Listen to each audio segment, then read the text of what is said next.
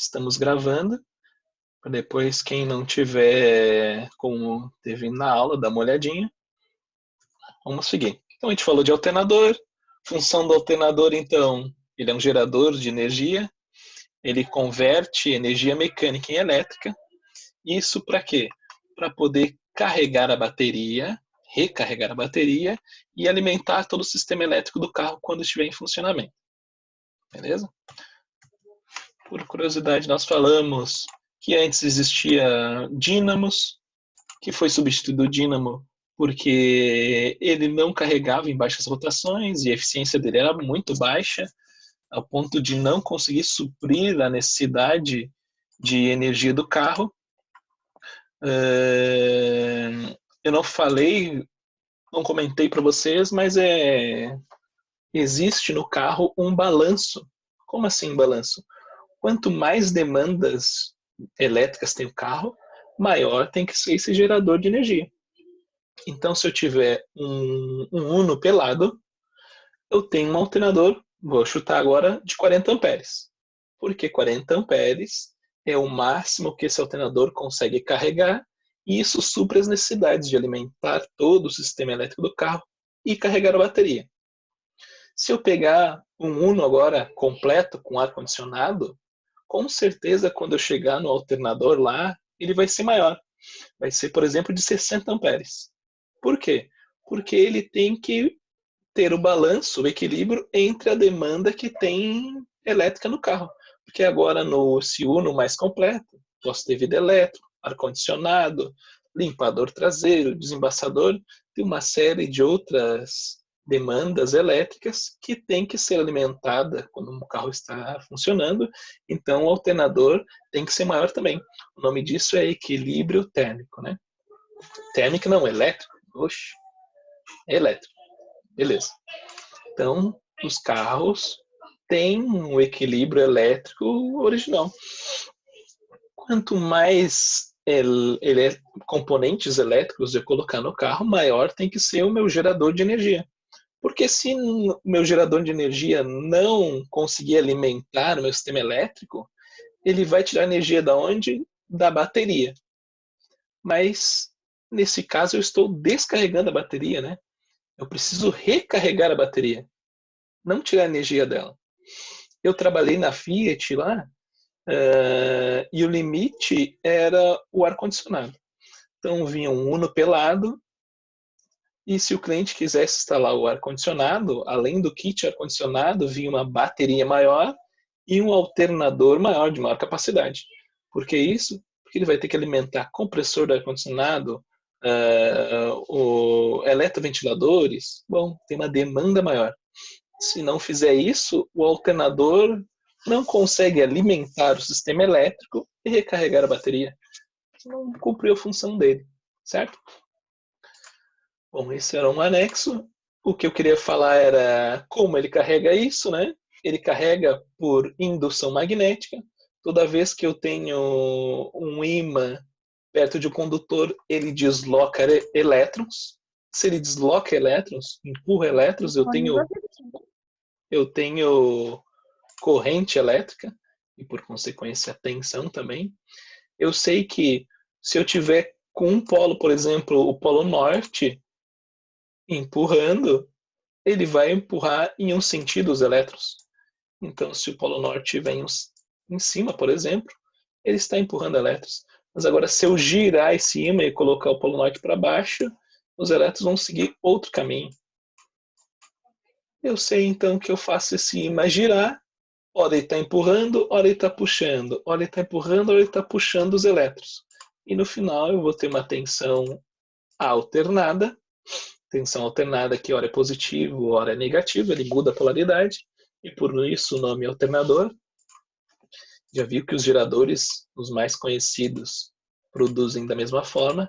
Falamos também das peças do alternador. Vocês se recordam? Professor, Fala. posso tirar uma dúvida? Ali Claro. na questão do ar, no ar-condicionado ali, o que puxa mais energia seria o ventilador do ar interno ali do carro? E eu tenho um eletroventilador no condensador e eu tenho que alimentar mais um compressor, a embreagem do compressor do ar-condicionado. Mas só aí eu te Mas garanto. daí. Pode falar. Não, não, eu não consegui entender. Porque o motor não compensaria com a lenta daí? Não, o motor compensa com a lenta, mas a capacidade máxima do alternador não iria compensar. Então, se tu ligasse o ar-condicionado e ele demandasse, por exemplo, 50 amperes, e tu tem um alternador que o máximo que ele produz é 40, tu entende que faltou 10 amperes? O Sim, alternador sim, produz entendi. 40, mas o carro puxou 50. 10 amperes irão sair da bateria.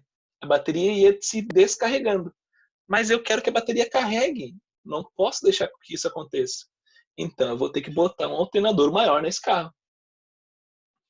Ah, entendi. Show? Já que tu entendeu, nome dessa peça aqui, Juliano? Qual peça? É essa que está circulada. Ah, daí é o estator, não é? Perfeito, estator. Leonardo. Estamos aí, Leonardo? Oi, tô. Nome dessa peça, Leonardo? Está Porta-som. circulada. E regulador de tensão? Isso, não é que tu Ah, falou? regulador de tensão. Isso, eu ouvi isso. Regulador de Mas tensão. eu só, Show de bola. mas eu participo. Eu tenho também um suporte dianteiro, tenho suporte traseiro. Nesse suporte traseiro, pode ser o Marcelo aqui. Marcelo, esse suporte traseiro está fixo mais outra plaquinha aqui. Qual é o nome dessa plaquinha mesmo?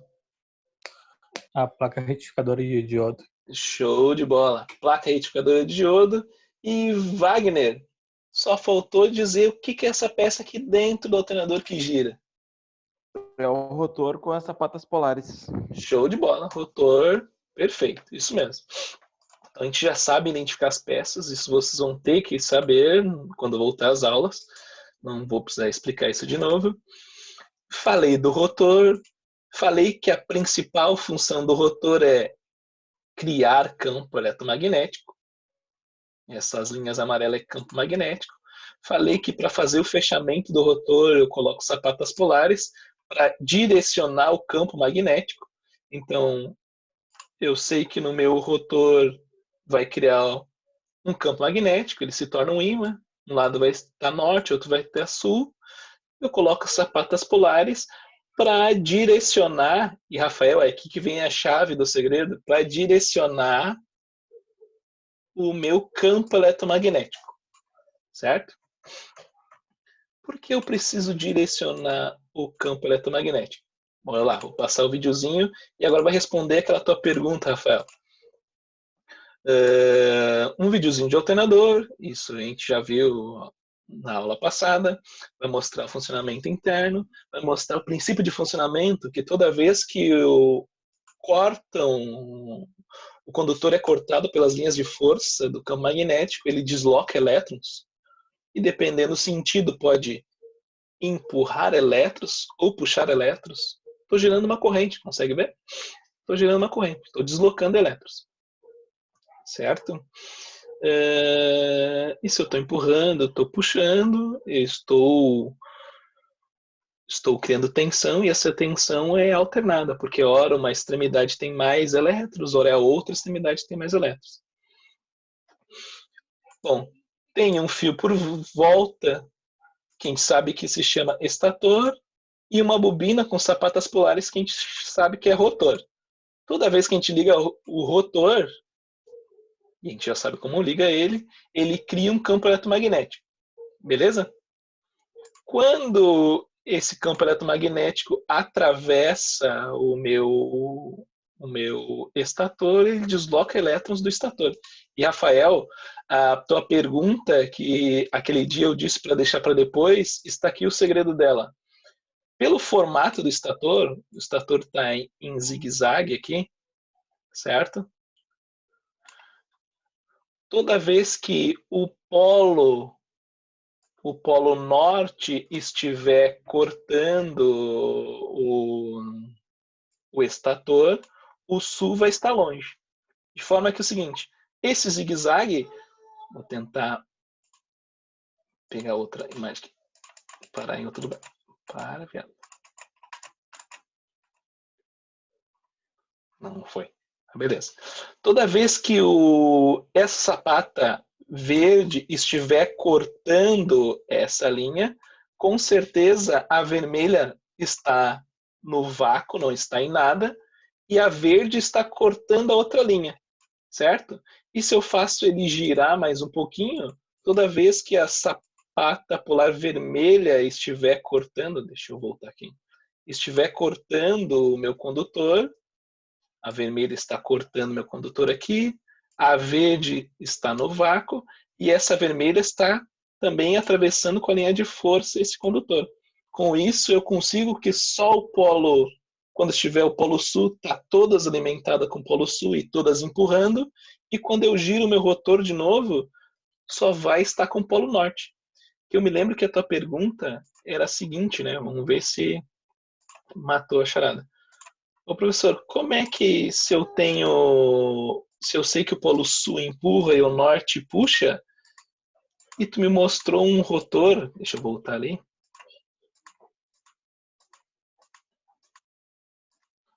Tá mais longe que eu imaginava. Como é que ele ia fazer aqui, se aqui, deixa eu pintar de azul, se aqui o polo norte, por exemplo, está empurrando os elétrons, mas aqui tem o sul puxando os elétrons, estão em sentidos opostos. Então aqui os elétrons iam voltar essa parte e aqui iam para cá nessa parte. Mas eu estou falando do mesmo condutor, era essa a tua pergunta, né? Então a resposta é que quando o polo norte estiver cortando esse condutor, o estator, o sul não está cortando esse condutor. Ele corta de maneira intercalada. Por isso que eu preciso... Saiu? Por isso que eu preciso das sapatas polares para poder deixar o meu campo magnético intercalado. Ora, eu tenho o polo norte, ora eu tenho o polo sul. Quando o norte estiver cortando o estator, o sul não está cortando o estator. Com isso, eu consigo empurrar todos os elétrons do estator. Se eu girar um pouquinho mais o rotor, agora só o sul vai estar cortando o estator. E agora, quando o sul estiver empurrando o estator, o norte não vai estar cortando nada, eu faço com que os elétrons girem em outro sentido. Eu não sei se eu compliquei mais a tua questão, mas a resposta era essa. Se tu não entendeu, me fala que eu tento explicar de outra maneira depois. Não entendi isso. Sim, não? Não? Também, O que acontece? Ele gira e ele libera os elétrons, certo? Ele gira e empurra ou puxa elétrons. Dependendo do polo que está passando no estator. Sim, mas daí ele fica indo e vindo, mas e agora esses elétrons, teoricamente, um exemplo, se ele vai e volta, ele não sai do lugar. Ah, perfeito, perfeito. Então tá, vamos seguir adiante que eu te mostro um circuito elétrico, aí vai fazer sentido. Muito obrigado. Beleza. Vou guardar essa para quando chegar no circuito. Beleza. Teste, vou pular, tá? Teste do rotor. Que teste que eu posso fazer no rotor para saber se ele tá bom? Diego. Teste? Eu te dei um rotor que nem o magnético, eu preciso saber se ele tá bom ou tá ruim. Isso a gente já falou. O meu teste é a resistência da bobina. Show de bola. Então, a gente sabe que para medir a resistência da bobina, as extremidades da bobina ficam nesses anéis. Estão aqui, as extremidades, não é mais um fio que enrolado. As extremidades da bobina estão nesses anéis. Para eu medir a resistência da bobina, fazer o teste da bobina, põe uma ponteira do multímetro nesses anéis. E a gente sabe o nome desses anéis, né, Diego? Sim, sim. Anel coletor. Sul e anel coletor. Anéis coletores, perfeito, é isso aí. Anéis coletores. Então, para medir a resistência interna do rotor, eu coloco o multímetro nos meus anéis coletores. Porque eu sei que os elétrons vão ter que entrar para um anel coletor, vem no fio, faz toda a volta na bobina, a gente sabe que esse fio está isolado com verniz, até sair no meu outro anel coletor, certo? Meço essa resistência. E essa resistência pode alterar de carro para carro, mas gira em torno de 2 a 5 ohms. Show de bola. Outro teste a se fazer é saber se essa bobina não está em curto com massa. Porque eu sei que esse fio é isolado e esse fio pode estar encostando em alguma parte metálica da sapata polar, mas não pode conduzir. Então, outro teste a fazer é testar a continuidade entre os anéis coletores e alguma parte metálica do meu rotor. E eu sei, Leonardo, que tem que conduzir ou não tem que conduzir? Se eu testar a continuidade, tem que apitar ou não tem que apitar? Não tem que apitar. Não tem que apitar. Isso, com esse teste, eu garanto que os elétrons que entrarem no anel coletor vão passar por toda a bobina e vão sair no outro anel coletor, certo? O nome desse teste é teste de curto ao massa. Porque se tivesse, imagina vocês que a bobina está soltinha ali do meu rotor e atritou, entrou em atrito com a sapata polar e acabou retirando o isolamento de verniz ali. Quando eu alimentasse o meu rotor, o elétron ia vir, em vez de fazer todo o caminho na bobina, ele ia achar um meio de ir ao massa direto. Fechou um curto com massa. Com isso, eu não produzo mais meu campo eletromagnético. O alternador vai perder eficiência. Show de bola. O resto dos outros testes são visuais.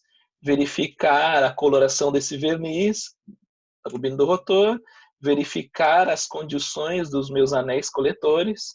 Eles têm que estar com aspecto de polido, bem lisinho, não pode ter sinal de desgaste. E show de bola. Vamos. E verificar se a sapata polar não tem marcas de arranhão, né? Porque pode ter um rolamento estragado e ela está trabalhando empenada e ficar tritando. Tem umas marcas de arranhões, ela marcando no meu estator. Certo? Bora lá.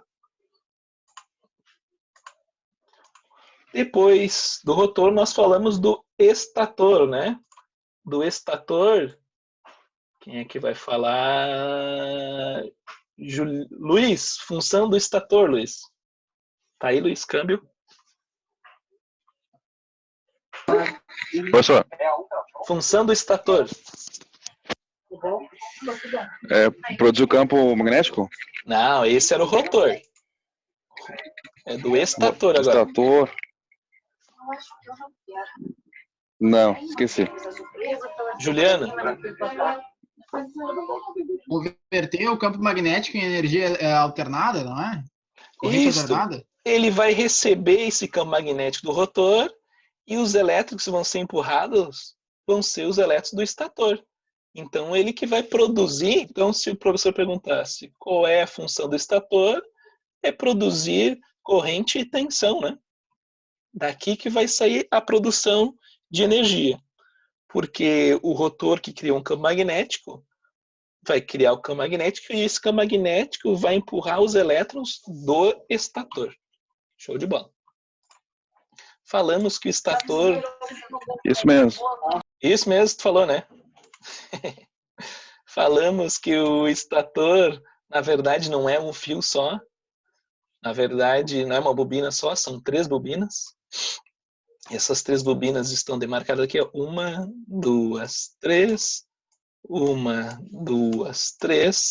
Elas podem ser ligadas de 2 maneiras. Em Y estrela, ou em delta, ou também conhecida como um triângulo.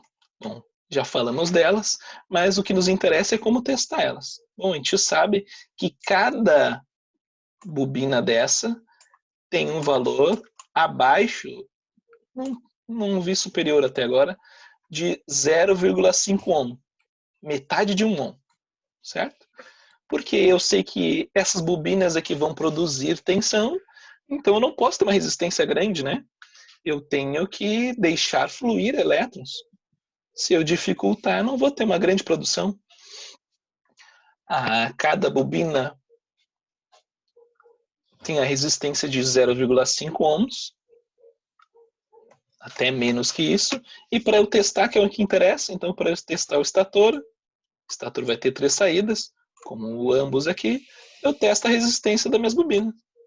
Se eu testar aqui essa resistência entre esses 2 terminais, o elétron vai estar passando aqui, testa a resistência de uma bobina, testo em outra, estão em série, o valor final que vai mostrar é o valor de 1 ohm, porque 2 resistências em série, a resistência se somam, né?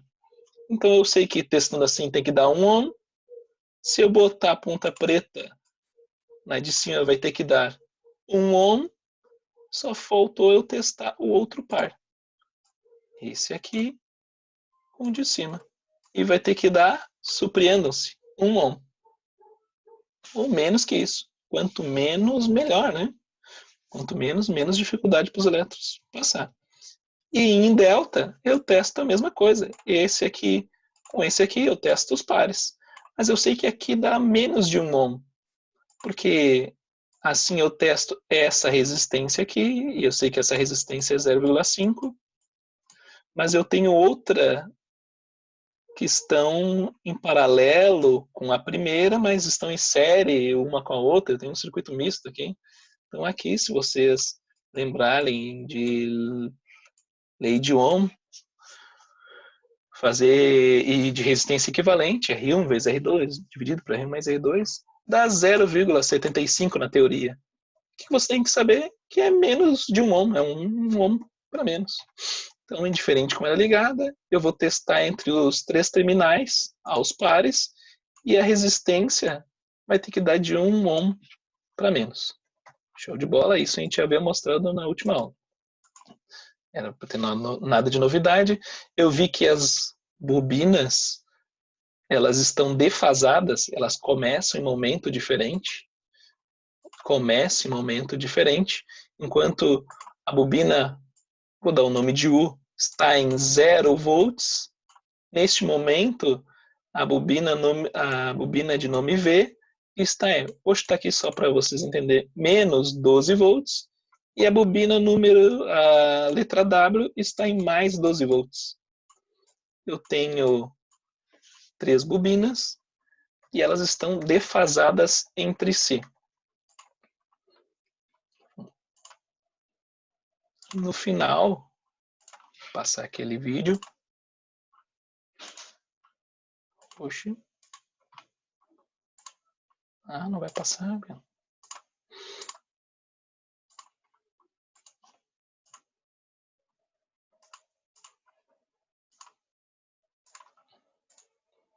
Estranho, não está deixando eu passar. Bom, mas depois, na outra parte, eu mostro o vídeo de novo.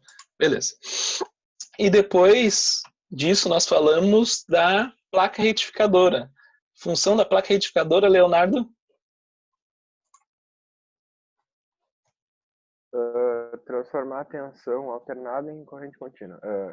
Em tensão contínua, né? Corrente, isso. Isso, mas se tu começou a falar em tensão, tem que terminar em tensão. Então, transformar a tensão alternada em tensão contínua. Perfeito. Isso. A gente viu que para isso acontecer... tá travando. Para isso acontecer, eu não posso usar um diodo simples, colocar um diodo simples, porque se antes eu tinha tensão... Só uma dúvida, tu tá com a tela travada no vídeo? Porque aqui não tá aparecendo muita coisa para mim, tá? 2 horas que começou a falar, tá no vídeo. Não, tu sabe que não veio o vídeo para mim, aí eu achei que não tava. Não, já tava passando, desculpa. Tá, agora apareceu para mim aqui, valeu.